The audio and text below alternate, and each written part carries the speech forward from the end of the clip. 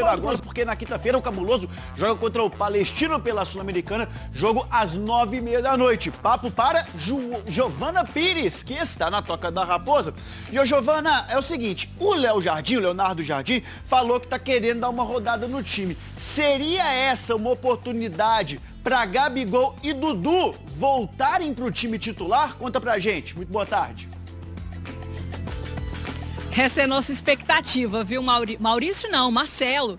Boa tarde para você, Lages, para todo mundo que está acompanhando a gente aqui no Globo Esporte. Antes da gente falar sobre isso, só destacar que o Cruzeiro terminou a atividade agora há pouco, reapresentação aqui na Toca da Raposa 2, depois da derrota para o Bragantino no último domingo. E aí a gente tem informação sobre 4 jogadores sobre o treino de hoje. Começando pela dupla que tá no departamento médico, Bolassi e Japa, os dois participaram normalmente do treino com o grupo, então por conta disso podem aparecer entre os relacionados nessa quinta-feira. Agora sobre a lateral direita do Cruzeiro, o Fagner e o William, os dois que desfalcaram o Cruzeiro no jogo contra o Bragantino, não participaram da atividade de hoje, podem continuar de fora do time. A gente vai ter certeza disso também amanhã. Agora falando sobre Dudu e Gabigol, essa é a expectativa, porque o técnico Leonardo Jardim disse em entrevista no último domingo que tem jogadores que estão na reserva do clube, precisando, pedindo espaço, oportunidade na equipe titular, enquanto tem jogadores que estão titulares da equipe, desgastados fisicamente por conta dessa sequência. Ele vem repetindo o time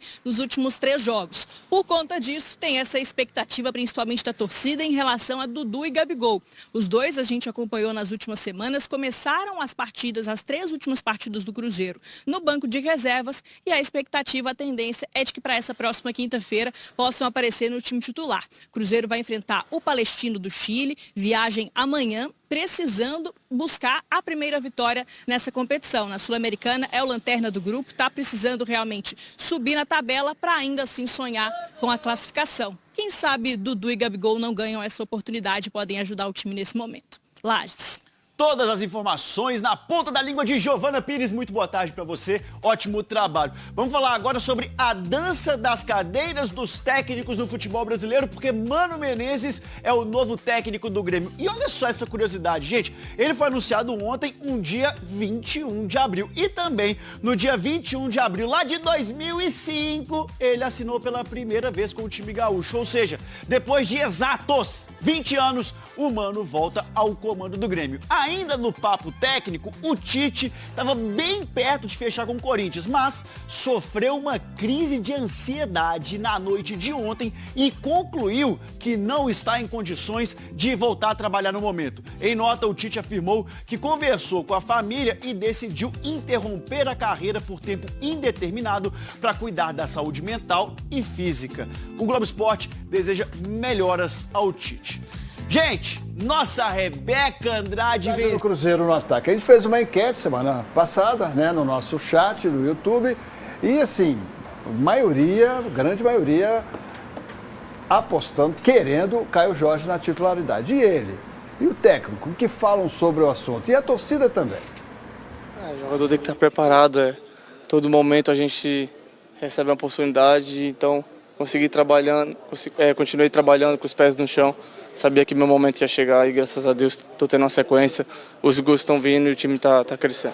Não, Gabigol e Dudu não tem como discutir, são jogadores maravilhosos, mas hoje o time precisa de uma consistência. E o time está demonstrando. E aos poucos, na hora que o time estiver encaixadinho, eles vão entrar e vão arrebentar. Então, calma, Gabigol, calma, Dudu, vocês vão chegar, vocês vão arrebentar daqui a pouco. Ô, Léo, essa inconsistência no ataque, eu tenho que ser muito franco na hora de falar, que eu acho que também é quando oscila o meio-campo do Cruzeiro. Porque quando o meio-campo, ele compete, é aguerrido, é competitivo, sobe as linhas, automaticamente o ataque também vai subir essas linhas. E o Cruzeiro depende muito desse meio-campo funcionando bem para que o ataque possa funcionar bem. No dia que o Caio Jorge fez os gols contra o Bahia, inclusive ele perdeu o pênalti, eu fiquei muito preocupado sobre ele ficar abalado por ter perdido esse pênalti, ele não se abalou e fez os 2 gols. E eu diria que hoje, por exemplo, o Gabriel Barbosa que está aí, é meio difícil você falar que ele não quer jogo, que ele não está funcionando. Acho que está faltando muito a sorte também, sabe? Porque às vezes ele cabeceia uma bola, vai na trave, ele olha para dentro da área, não tem ninguém para quem passar a bola durante alguns momentos. Até aqui na temporada não pode falar, de repente, também que ele não fez gols, que ele tá aí, de repente, com os números semelhantes ou até parecidos com os principais artilheiros da competição, ou de repente os que estão agora nesse momento numa segunda prateleira ali entre os artilheiros que estão disputando. Alguns de pênalti, é verdade, mas a gente vê que o Caio Jorge também perdeu o pênalti e fez durante o tempo normal. Mas eu diria que hoje, até mesmo pelo seu ciclo, por ter chegado ano passado, o Caio Jorge é o principal atacante do time do Cruzeiro pelos números, pelos resultados. Esse que está na reserva aí, está vendo já alguns jogos com o Leonardo Jardim, em algum momento ele pode voltar a ser titular. Trata-se de um jogador de experiência, rodado, campeão, artilheiro e tudo mais. Mas o Gabigol, há algum tempo, não está jogando aquilo que o Gabigol jogava. Não está jogando. O que acontece com esse rapaz? Mas é isso que eu tô falando. Eu acho que o problema do Cruzeiro talvez seja numa consistência do meio-campo do Cruzeiro. Porque, por exemplo, o Caio Jorge, principais jogadas dele, às vezes, ele tem que voltar muito no meio-campo para buscar essa bola. E talvez a gente possa colocar a responsabilidade no setor de criação, não especificamente sobre o Matheus Pereira, porque ele também depende da movimentação desses jogadores de meio-campo. Quando o Léo Jardim, por exemplo, jogava só com 2 homens no meio-campo, empurrava 4 jogadores para o setor ofensivo, a defesa ficava muito esguarnecida. Eu acho que a defesa do Cruzeiro ela ficou um pouco consistente, mesmo com a derrota sobre o Bragantino, porque foi um erro de saída de bola do goleiro, do Cássio. Agora, o meio-campo do Cruzeiro precisa ser um pouco mais consistente para o nosso ataque funcionar. Aí a gente vai ver figuras como o Gabigol, vai ver figuras como o Dudu. Gente, essa é a mão do Toledo, tá? A gente faz isso um com o outro. Antes que a galera fale assim, ó, o Leopoldo, o Cerciano, o direito fala. A gente faz isso um com o outro, sacanagem. Aqui. É isso, mas é sobre isso. Acho que com o meio-campo equilibrado a gente vai ter um ataque eficiente. Mas eu acho que o Gabigol, igual o Léo falou, ele desconcentrou da carreira dele igual o Neymar. Sabe, você vê o Caio Jorge tá correndo atrás, ele marca. O Gabigol não, já é estrela, popstar. E hoje o futebol não permite isso. Se o cara não tiver muito bem preparado, ele não consegue. Eu gosto da risada do Fael, porque eu tô vendo uma alegria nas pernas, jogando demais da conta, né, velho? Não é? E é caro, viu? Não é barato a alegria das pernas, não, viu? E quando a gente vai falar no lance do Cruzeiro com o Bragantino? Ô Alex, eu vou te mostrar que o atleta do Bragantino, o defensor, ele acaba calçando o seu adversário de forma imprudente, tá bom? Com um chute na panturrilha de forma imprudente. Beleza? Ó, eles estão reclamando de uma mão antes, tá? Esse tem uma mão. Esse tem mão aí. Teve um toque de mão, tá? Eu vi totalmente a bola solta nesse momento aqui. Só confere se ele não toca na mão. Outra imagem. Essa imagem não é conclusiva pra mim. Não, outra. Tem um toque na mão, preciso que você julgue se esse toque, ele é um toque, uma ação faltosa, tá bom? É isso que ele tá na dúvida, tá se tem toque ou não. Ele toca com a mão com os dedos e puxa a bola. Vou reiniciar com te livre direto pra defesa, ok? Essa aqui. Ele puxa a bola. Tá? Ok, olha novamente o lance. Não foi perfeito. Obrigado. Okay. Vou iniciar com um toque pra defesa, ok? Pela mão do jogador número 16. Ok. Concordo. Perfeito? Perfeito.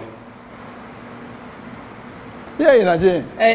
Esse lance, para deixar claro, no Lucas Silva não foi pênalti, né? Ele cai, acaba tendo contato, e quando ele cai, ele puxa a bola com a mão direita. Depois tem a sequência, o árbitro não viu, e o Matheus Pereira sofre o pênalti. Então, o árbitro de vídeo ele precisa recomendar a revisão, porque existia um pênalti, e porém existiu uma infração antes da penalidade. Isso é para deixar claro pelo protocolo que sim, seria pênalti. Então, para deixar claro para todo mundo que o árbitro viu que seria pênalti do Matheus Pereira, porém teria que ser analisado esse toque da mão do Lucas Silva na bola, que é um toque deliberado, né? Ele acaba tocando com a mão, puxando a bola para o seu corpo. A dúvida é se ele teria realmente tocado na bola ou não, mas pelas imagens ficou muito claro que existiu o toque. Portanto, seria falta de ataque e não pênalti, porque isso aconteceu antes da penalidade. Eu concordo com a Nadine em gênero, número e grau, e vou falar pro torcedor do Cruzeiro. A cobrança não tem que ser sobre o árbitro nesse jogo contra o Bragantino. Não foi essa jogada que determinou o resultado final da partida. Foi a inércia do time do Cruzeiro. A inércia do time do Cruzeiro. É isso. E agora a gente vai... Telas Esporte, então, agora mostrando a reportagem. O Cruzeiro tá bem na Superliga Masculina de Vôlei. Mais uma vez, a torcida celeste lotou o ginásio poliesportivo do Riacho. E quem apareceu por lá chegou cheio de confiança, viu? Cruzeiro super campeão, Sada Cruzeiro super campeão. vou ganhar mais um. 2025, fechar com chave de ouro. Mundial, Sul-Americano, agora o brasileiro. O último jogo contra o Praia Clube foi um jogo bem disputado, foi 3-1. Eles conseguiram recuperar o segundo set muito bem. Mas eu acho que a gente vai ser um 3-0 bem de boa hoje aqui. Você tá achando que vai ser um jogo complicado contra o Praia? Não, eu acho que vai ser tranquilo também. A gente quer a vitória, então pensar assim. Tinha até infiltrado no meio da galera. Não é mesmo, seu Luiz? Fala baixo. Eu sou atleticano. Ih, meu Deus. Mas a esposa é cruzeirense. Então, peraí, como é que você convenceu a trazê-lo no jogo do Cruzeiro? Você não me trazer, eu não vou ver o Galo com ele, ué. Agora me fala uma coisa, você vem como atleticano, mas aí torce pelo Cruzeiro também ou não? Eu fico assim, fala baixinho aqui. Eu fico secando, rapaz, mas quem acaba secando é eu. Todo esse time ganha tudo. Em quadra, Cruzeiro e Praia Clube fizeram um confronto de mineiros pela Superliga.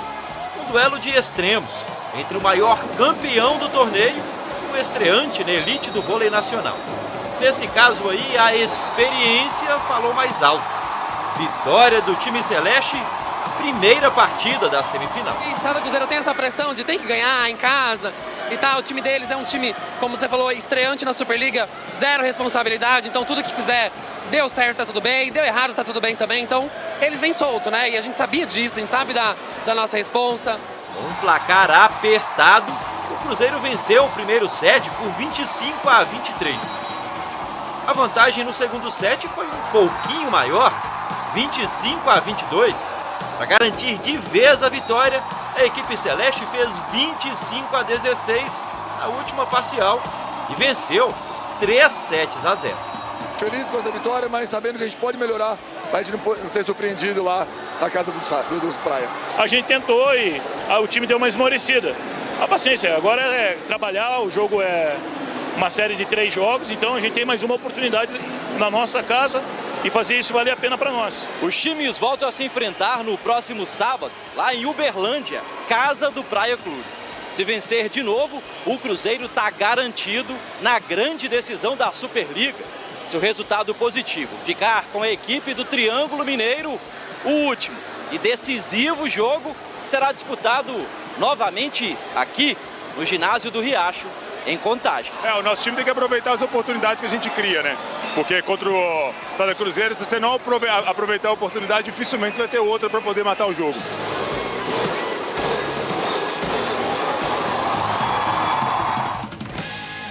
Ó, apita o árbitro, vai